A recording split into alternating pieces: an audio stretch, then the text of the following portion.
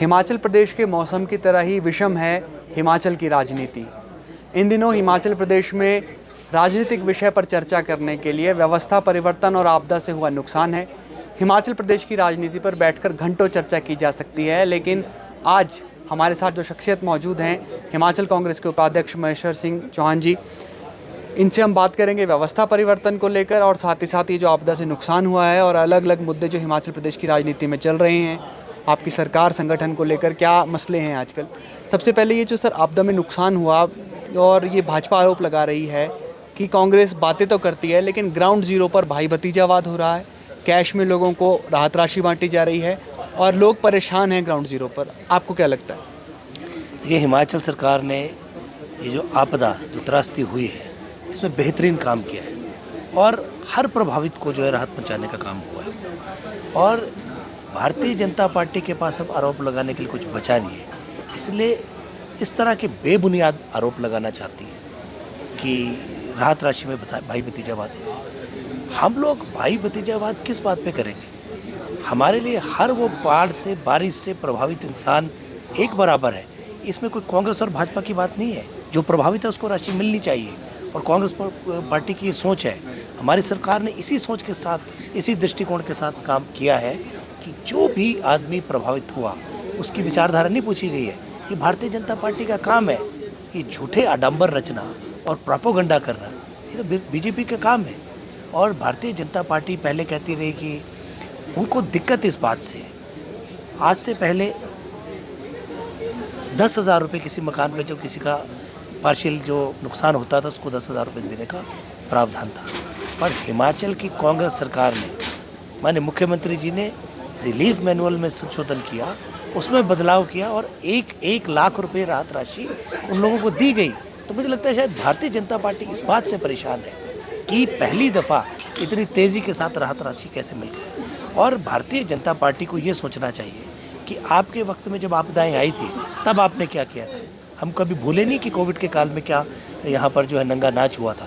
तो हम उन बातों में नहीं पढ़ना चाहते, लेकिन भारतीय जनता पार्टी जब बोलेगी तो उनको भी ये याद रखना है कि जिस भाषा में बोलेंगे उसी भाषा में जवाब मिलेगा। भाजपा तो विपक्ष में है, भाजपा का काम ही है आप पर आरोप लगाना, लेकिन जब कांग्रेस के ही लोग आरोप लगाने लग जाए। बुनियाद आरोप लगाना नहीं है।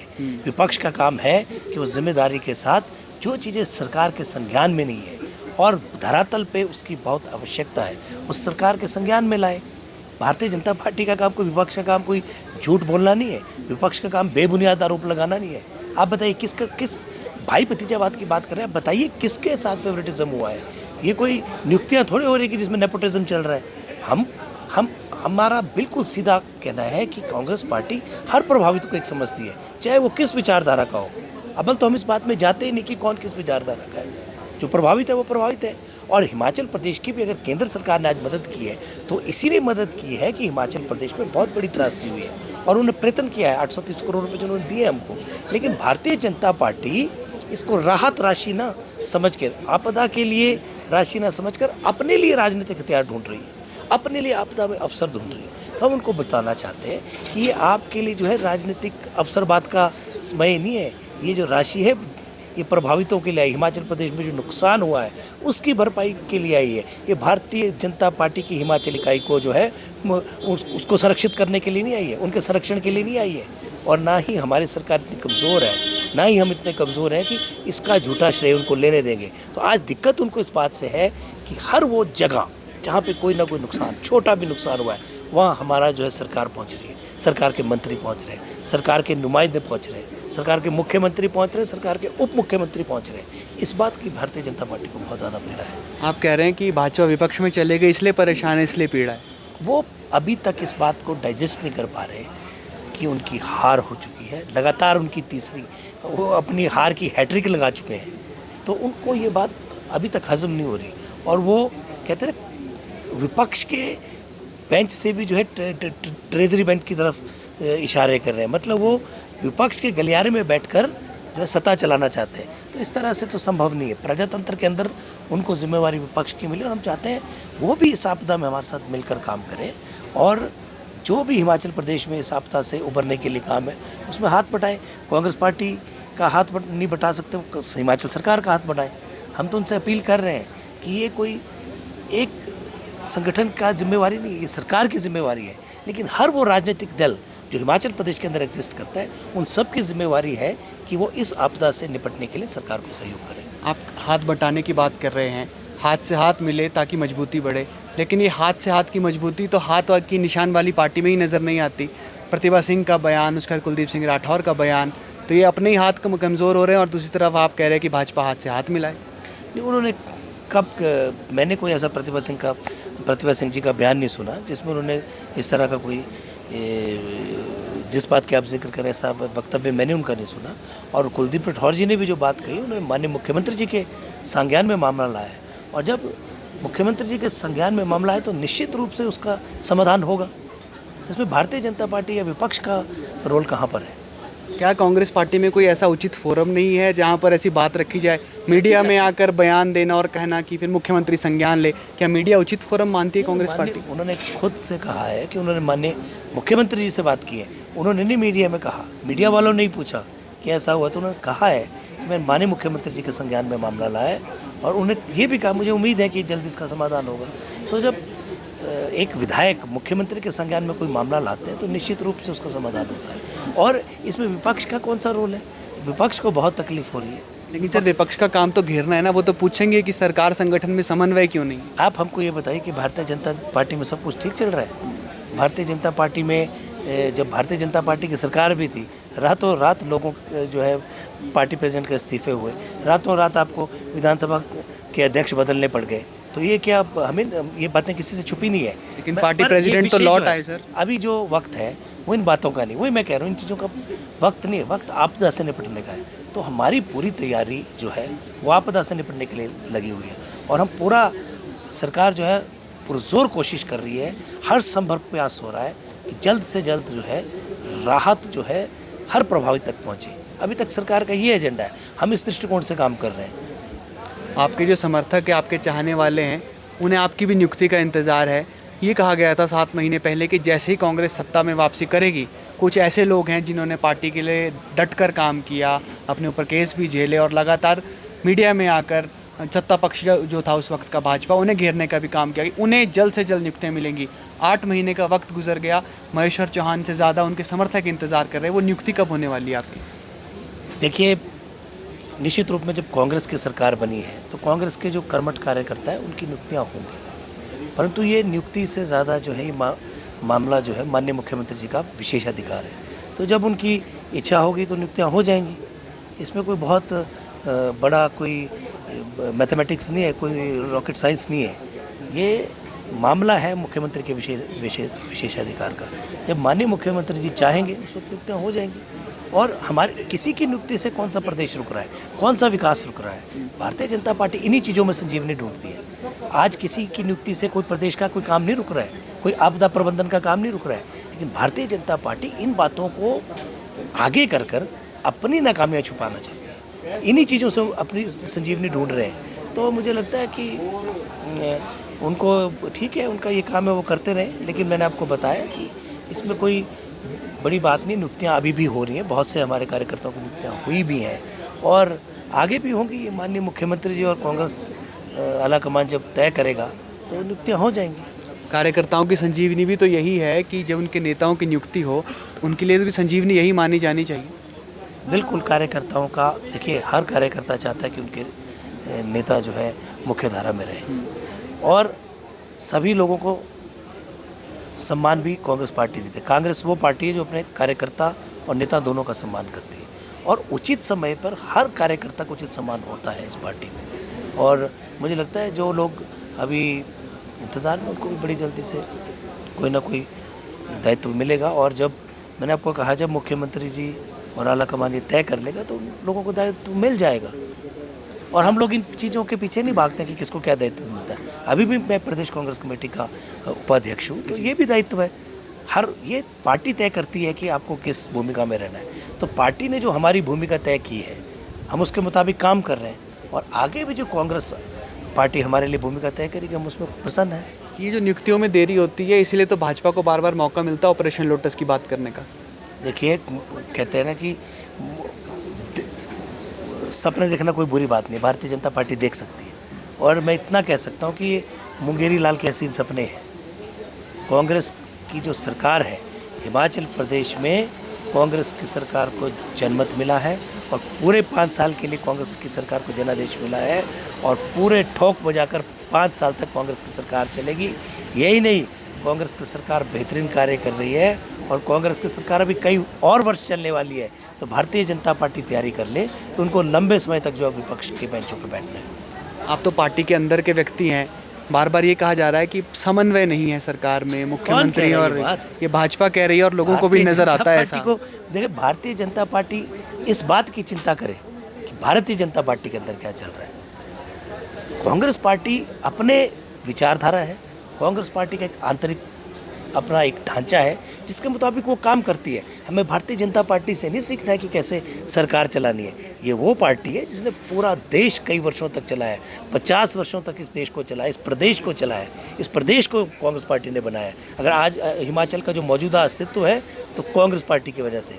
अगर कांग्रेस पार्टी नहीं होती तो आज हिमाचल का ये वजूद नहीं होता, आज हमें हिमाचल का मौजूदा स्वरूप नहीं होता। तो ये हमारे महान नेता डॉक्टर यशवंत सिंह परमार, आदरणीय वीरभद्र सिंह जी, उनकी लंबी तप तपस्या का आज ये परिणाम है कि हिमाचल प्रदेश पहाड़ी राज्यों में नहीं बल्कि बड़े बड़े देश के राज्यों में इस तुलना में विकास की दृष्टि से आगे बढ़ा है। तो इसलिए भारतीय जनता पार्टी को नहीं ये बातें मालूम होंगी, क्योंकि कभी वो इस जो संघर्ष का सफ़र था हिमाचल प्रदेश बनने का, उसमें वो कभी हमारे हम सफ़र नहीं थे। ये वो विचारधारा है जो कहती थी जब 15 अप्रैल 1948 को हिमाचल प्रदेश बना तो यही वो विचारधारा थी। तत्कालीन जनसंघ जिसके अध्यक्ष उस वक्त श्री शांता कुमार जी थे, इन्होंने काले बिल्ले लगा के विरोध प्रदर्शन किया था, स्टेटहुड मारोटहुड, ये वो विचारधारा है। तो इसलिए इनसे हमको हिमाचल प्रदेश की बातें सुनने की ज़रूरत नहीं है। हमें भली भांति पता है कि कांग्रेस को कैसे चलाना है, हिमाचल प्रदेश की सरकार को कैसे चलाना है और कैसे हिमाचल प्रदेश को प्रगति के पथ पर अग्रसर करना है। स्टेटहुड वाला मामला तो ये पूर्ण राज्यत्व के वक्त का था, लेकिन आप जो ये कह रहे हैं कि इसमें जी 25 जनवरी 1971 को जब हिमाचल प्रदेश को पूर्ण राज्यत्व का दर्जा मिला तब इन लोगों ने विरोध किया था। और मैं आपको बताऊं 15 अप्रैल 1948 को भी जब हिमाचल प्रदेश एक अलग राजनीतिक इकाई बनी तो उसमें भी भारतीय जनता पार्टी और जनसंघ का कोई नेता नहीं था। उसमें भी डॉक्टर यशवंत सिंह परमार, शिवानंद रमोल, भागमल सोटा ऐसे लोग थे जिनका दूर दूर तक जो है भारतीय जनता पार्टी से कोई संबंध नहीं था। तो हिमाचल प्रदेश को कांग्रेस पार्टी ने बनाया है और हिमाचल प्रदेश आज यहाँ पहुँचा है, उसमें कांग्रेस के नेताओं और कांग्रेस की सरकारों का बहुमूल्य योगदान है। आप ऐसा कह रहे हैं तो पूर्व मुख्यमंत्री शांता कुमार और प्रेम कुमार धूमल नाराज हो जाएंगे, कहेंगे कि पानी वाले मुख्यमंत्री और सड़क वाले मुख्यमंत्री के योगदान को भुला रहे हैं। किसने टाइटल दिया ये पानी वाले मुख्यमंत्री और सड़क वाले मुख्यमंत्री का? भारतीय जनता पार्टी ने, ये कहाँ पे चुनाव हुआ है या कौन सी सोसाइटी ने, सिविक सोसाइटी ने उनको ये तगमा दिया है? भारतीय जनता पार्टी ने, आपको मैं बताऊं, इसमें एक और भी मुख्यमंत्री रहे हैं। फिर तो कभी कहते थे पानी वाला, कभी कहते थे सड़क वाला, एक और है, आपने याद होगा कि हेलीकॉप्टर वाले मुख्यमंत्री भी थे। तो ये भारतीय जनता पार्टी अपने आप इन चीज़ों का प्रचार करती है। किसी जनता ने उनको सर्टिफिकेट नहीं दिया, किसी संस्था ने उनको ये तगमा नहीं दिया है कि आप हेलीकॉप्टर वाला तगमा। कोई मुख्यमंत्री ने काम किया है तो डॉक्टर यशवंत सिंह परमार के साथ आप किसी की तुलना नहीं कर सकते, जिन्होंने हिमाचल प्रदेश बनाया, और वीरभद्र सिंह जिन्होंने हिमाचल प्रदेश, जो आधुनिक हिमाचल के निर्माता है, तभी कहलाए ना जब उन्होंने हिमाचल प्रदेश को बनाने में अपना योगदान दिया। हम ये नहीं कहते, देखिए विकास निरंतर प्रक्रिया है और जो सरकारें जब रही हैं उन्होंने भी अपनी कार्यक्षमता के मुताबिक हिमाचल को आगे बढ़ाने का प्रयास किया है। चाहे वो भारतीय जनता पार्टी की सरकारें रही है, उन्होंने भी अपने हिसाब से, अपनी कार्य क्षमता और दक्षता के हिसाब से प्रदेश को आगे बढ़ाने की सोच रखी है। लेकिन भारतीय जनता पार्टी अगर ये बात कहती है तो ये बिल्कुल स्पष्ट है कि कांग्रेस ने हिमाचल प्रदेश को आज यहाँ लाया है। इसमें आप पूरे हिमाचल प्रदेश के एक चप्पा जहाँ भी आप देखेंगे, आपको हर चप्पे पे कांग्रेस के विकास की इबारत नज़र आएगी। ये हेलीकॉप्टर वाला मुख्यमंत्री किसने दिया तमगा सर जयराम ठाकुर को? आपको मालूम है जयराम ठाकुर जी, आप खुद ही कह रहे हैं कि जयराम ठाकुर जी को किसने दिया, तो ये तो सर्वविदित है सर। ये मामला ऐसा हुआ, 3 मुख्यमंत्री भाजपा के रहे, शांता कुमार, प्रेम कुमार धूमल और तीसरे जयराम ठाकुर। 2 की चर्चा हो गई तो तीसरे बचे जयराम ठाकुर। अभी तो कॉमन सेंस की बात है कि आप जयराम ठाकुर की बात कर रहे थे। तो आपको पूरे प्रदेश ने पिछले 5 सालों में देखा है कि क्या 2 काम होते थे, ऊपर हेलीकॉप्टर उड़ता था और नीचे नाटियाँ डलती थी। यही 2 काम होते थे पिछले पूरे 5 वर्ष की सरकार में। और अगर ऐसी बात ना होती तो आपने कभी सुना नहीं होगा हिमाचल प्रदेश में अमूमन जिस पार्टी की सरकार होती है उपचुनाव में उसको समर्थन मिल जाता है, जन समर्थन, और अच्छा खासा जन समर्थन उस विचारधारा को मिलता है। ये पहली दफ़ा पिछली बार हुआ कि विधानसभा के 2-3 विधानसभा में उपचुनाव हुए और एक पार्लियामेंट का उपचुनाव हुआ, और भारतीय जनता पार्टी की सरकार चारों खाने चित हो गई, चारों सीटें हार गई, और जुबल कोटखाई में भारतीय जनता पार्टी की सरकार, मौजूदा सरकार की जमानत जब्त हो गई। तो इसीलिए हुआ कि ऊपर हेलीकॉप्टर दौड़ रहे थे और नीचे नाटियां डल रही थी। अगर काम हुआ होता तो क्या उपचुनावों में इतनी बड़ी और शर्मनाक हार हो सकती थी सरकार की? चारों खाने चित होने की आपने बात कही। लोकसभा के चुनाव आ रहे हैं, 4 सीटें हिमाचल प्रदेश की, और भाजपा यहाँ भी दावा कर रही है कि इस बार तो वो आपको चारों खाने चित करेंगे। देखिए, मैंने वही कहा कि दिन में हमने कहा कि सपने देखना, खुशफहमी में रहना कोई बुरी बात नहीं, वो देखें, लेकिन धरातल पे हम आपको बता रहे हैं ना कि जब से हमारी सरकार बनी है हमने जनता के जो हितों की रक्षा करने का पूरा प्रयास किया है, और हर एक वर्ग, चाहे वो कर्मचारी वर्ग है, चाहे वो बागवान वर्ग है। अब कर्मचारियों की जो चिर परिचित मांग, जिसके लिए भारतीय जनता पार्टी की सरकार ये कहती थी कि ओल्ड पेंशन स्कीम को बहाल किया ही नहीं जा सकता, ये असंभव है, लेकिन कांग्रेस की सरकार जैसे सत्ता में आई हमने ओल्ड पेंशन स्कीम को बहाल कर दिया। उसी तरह से बागवानों की बात हमने की। हमने कहा था बागवानों को कि किलो के हिसाब से उनको दाम मिलेंगे, और बड़े लंबे वक्त से ये मांग रही है, और आज हमने वो ऐतिहासिक फैसला लागू कर दिया है जब बागवानों को उनके सेब की कीमत किलो के हिसाब से मिल रही है। तो हर दिशा में सरकार आगे बढ़ रही है, लेकिन भारतीय जनता पार्टी को वही बहस सता रहा है कि ये जो विकास है वो विकास को पचा नहीं पा रहे। आपके नेता राहुल गांधी की वापसी हो गई आज लोकसभा में, और अब चुनाव भी लड़ सकेंगे, वो रास्ता भी साफ हो गया। लोकसभा चुनाव के लिए कितनी आश्वस्त है कांग्रेस पार्टी? कहते हैं well begin is half done. तो ये जो राहुल जी के वापसी हुई है संसद के अंदर, ये कांग्रेस के लिए शुभ संकेत है, और आने वाले जो हमारे पार्लियामेंट का चुनाव होगा 2024 में, राहुल गांधी जी के सशक्त नेतृत्व में जो है कांग्रेस ज़बरदस्त वापसी करेगी, और हिंदुस्तान की नई सरकार बनाने में कांग्रेस पार्टी जो है महत्वपूर्ण भूमिका निभाएगी, और ये जो भारतीय जनता की पार्टी की जो सरकार है इसको जो है चलता करेगी। सर, आपने समय दिया, आपका बहुत बहुत धन्यवाद। धन्यवाद। महेश्वर चौहान हमारे साथ मौजूद थे, और आपने सुना कि किस तरह बेबाकी से इन्होंने हर सवाल का जवाब दिया, और ये जो मामला समझ आया वो कुल मिलाकर ये था कि ऊपर हेलीकॉप्टर और नीचे नाटी, ये पहचान थी जयराम सरकार की। फिलहाल के लिए इतना ही। आप जुड़े रहिए ABP लाइव के साथ।